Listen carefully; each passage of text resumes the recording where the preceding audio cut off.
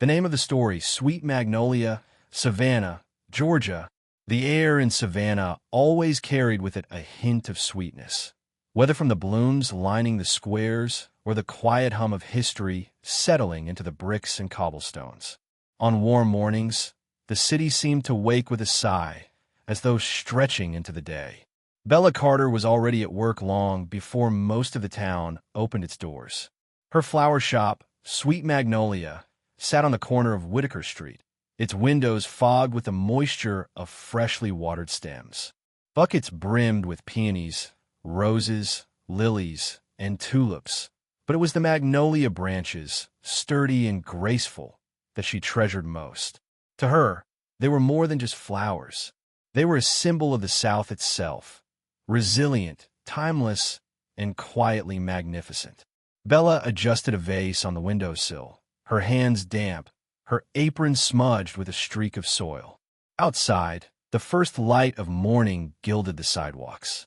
She tucked a stray lock of auburn hair behind her ear and allowed herself a moment of stillness. In the quiet of the shop, she felt both anchored and restless, a paradox she had grown used to. That was when the bell above the door chimed. He stepped in like a figure returning to a familiar dream. Tall, with an easy confidence carried in his stride, Oliver Whitman surveyed the space as though inhaling the scent of memory. He had only been back in Savannah for 2 weeks, yet every corner of the city stirred something in him. Childhood streets, family dinners, the rustle of magnolia trees in summer heat. It was all here, waiting for him. And now here she was.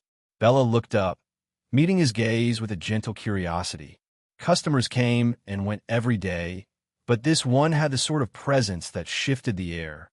"Good morning," she said, her voice warm but measured. "You're out early." Oliver smiled, the kind of smile that started small but deepened, as if it had been coaxed out. "I had a meeting downtown, but I saw your shop and thought I'd stop in. It's beautiful." "Thank you." Flowers tend to do most of the work.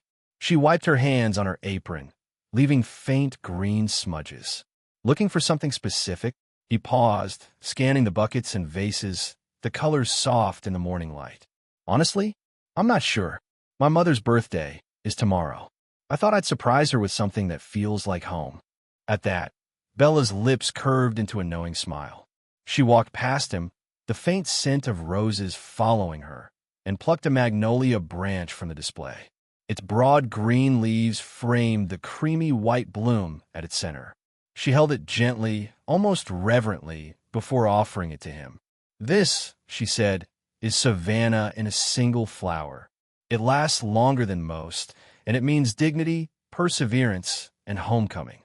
I think she'd love it." Oliver reached out, his fingers brushing hers as he accepted the branch. The contact was fleeting, but enough to send a ripple of awareness through both of them. He studied the blossom, then her. "It's perfect. Thank you." "You're welcome. I can add a few more blooms to make it into a small arrangement, if you'd like." He hesitated, then shook his head. "No, this is enough. Simple, honest." He smiled again, like the city itself. Bella tilted her head slightly, intrigued. "You sound like someone who knows Savannah well." "I grew up here," he admitted, "but I left for college and work. Architecture pulled me away for a long time."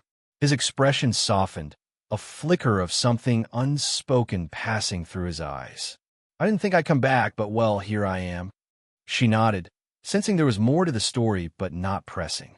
"Then welcome home, Oliver." The way she said his name, steady and warm, struck him. He hadn't told her his name. He chuckled softly.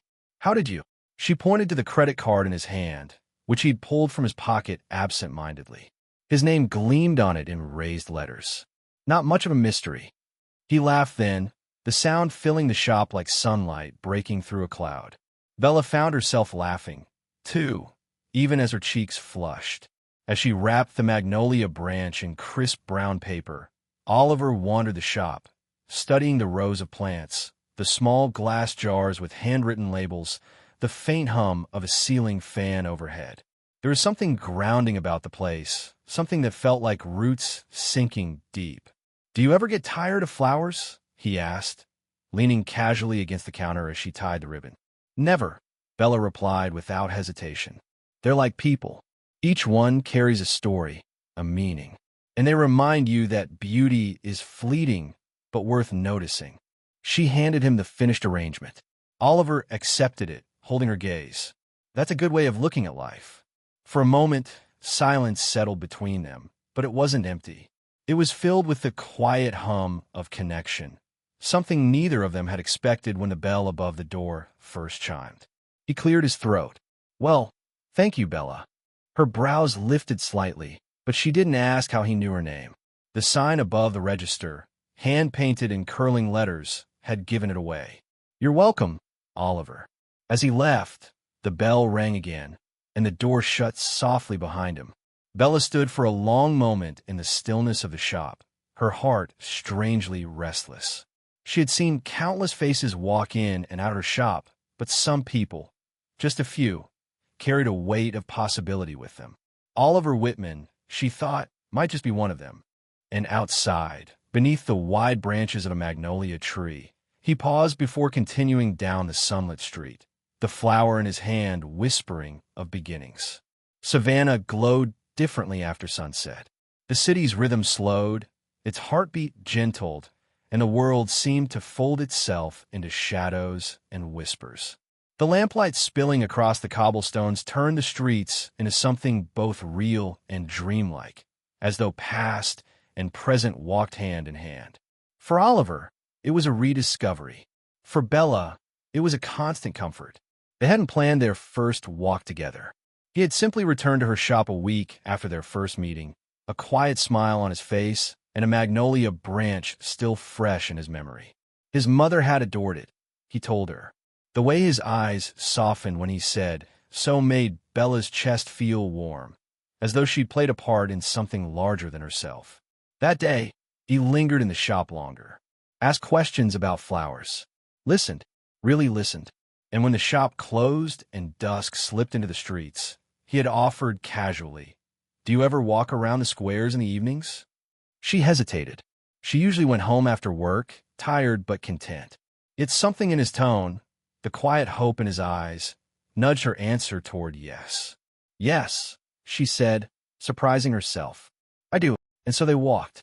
The city opened itself to them like a story being told. Forsyth Park stretched wide and green, the fountain gleaming in the last light. Spanish moss trailed from the oaks, swaying gently in the evening breeze.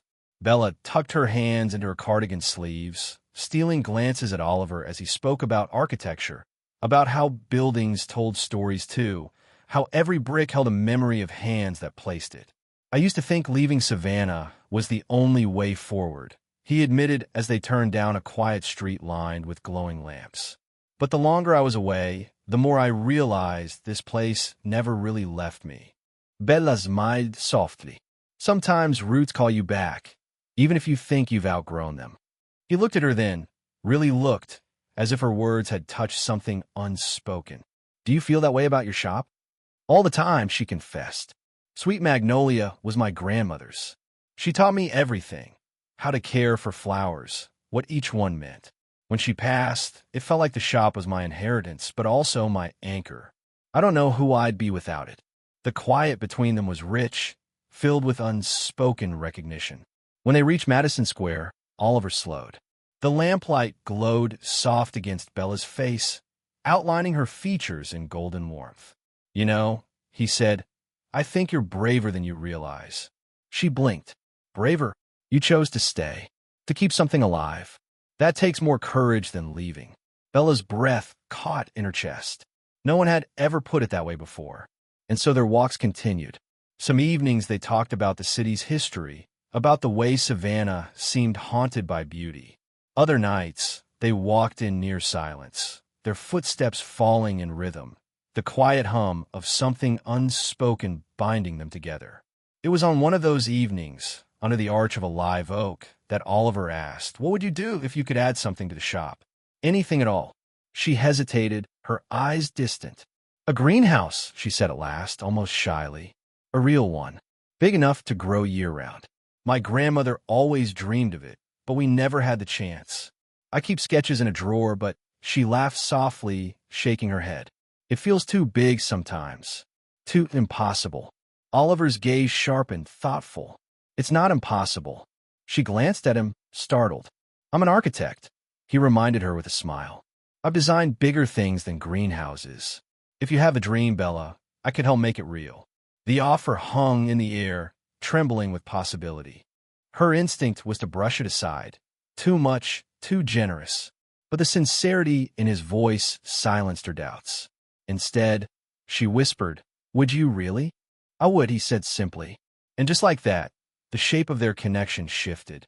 The following week, he appeared at her shop with rolled-up papers under his arm.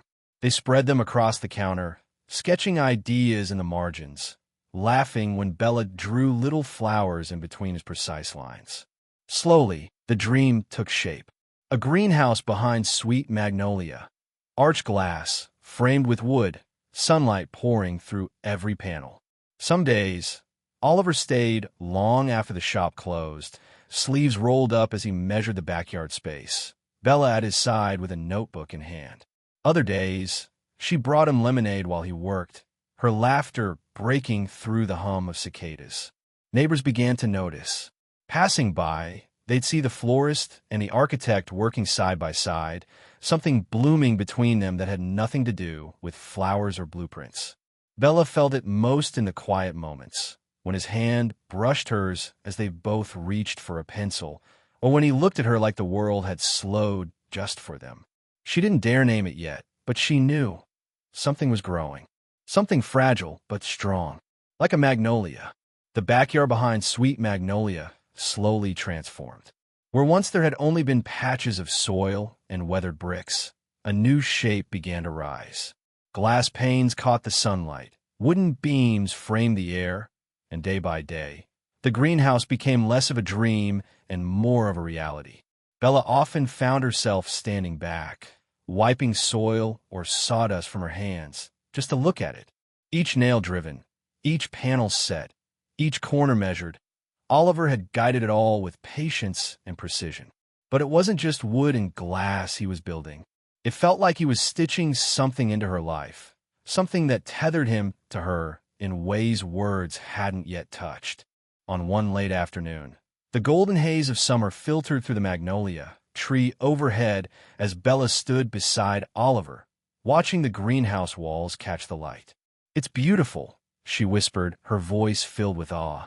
It's not finished yet, he said, though his smile carried quiet pride. Bella glanced at him, the sun glinting in his dark hair. The lines of his face softened in the glow. It already feels like it's always been here. Maybe that's the point, he said. Some things are meant to belong. Her heart caught at his words. She turned quickly, busying herself with a basket of tools, unwilling to let him see how deeply that simple thought had struck her. But Oliver had noticed. He always noticed.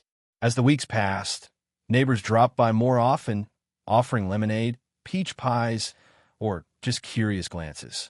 The city seemed to hum with approval, as though Savannah itself had taken an interest in their project. One evening, long after the sun had set and the cicadas had quieted, Bella lit lanterns inside the unfinished greenhouse. Their glow spilled across the glass, soft and golden. Oliver stood inside, brushing sawdust from his hands, and when he looked up, the sight of her in that lantern light rooted him still. You've turned into something alive already, he said softly.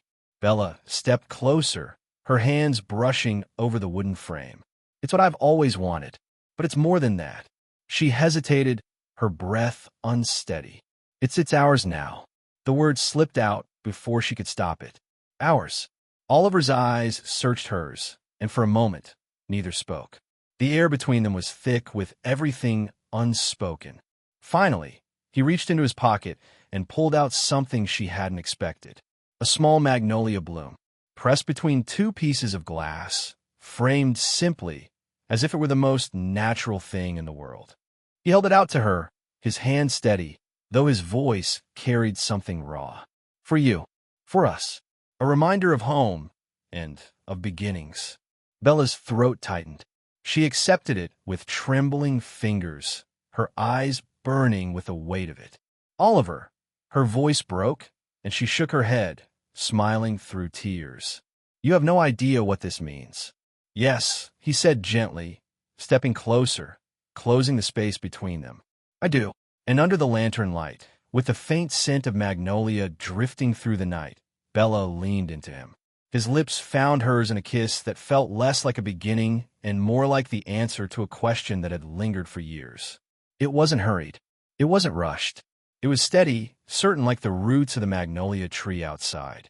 The greenhouse opened a month later, not with a ribbon cutting or a grand announcement, but with Bella unlocking the doors one morning and stepping inside, sunlight spilling over rows of fresh seedlings. Oliver stood beside her, his hand brushing hers, and the two of them simply breathed it in. It wasn't just a place for flowers. It was a place for dreams, for promises, for love that had grown slowly, quietly, until it filled the air as naturally as the scent of blossoms. Neighbors came by to marvel, to admire, to smile knowingly at the florist and the architect who had built something together. But for Bella and Oliver, the true beauty wasn't in the greenhouse itself. It was in what it meant. That sometimes a simple gift of a magnolia branch could become the seed of something greater. And in Savannah, beneath the gas lamps and the whispering oaks, love had rooted itself into their lives, steady and strong. Like a magnolia. The end. Thank you all for listening, and I hope you enjoyed it.